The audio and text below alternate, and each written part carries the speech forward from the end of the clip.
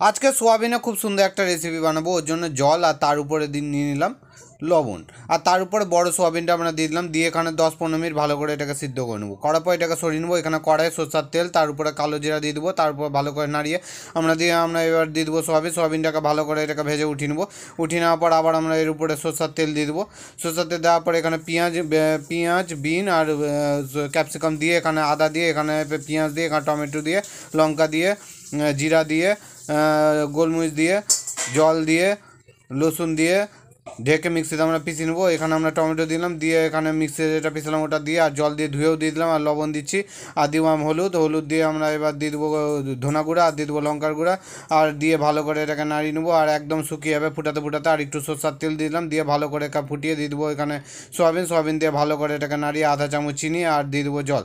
এবার জল দেওয়ার পরে এখানে 5 মিনিট টকবক টকবক করে ফুটাবো, আর টেস্ট করলে আমাদের সব কিছু ঠিক আছে। তো ভিডিও এখানে শেষ।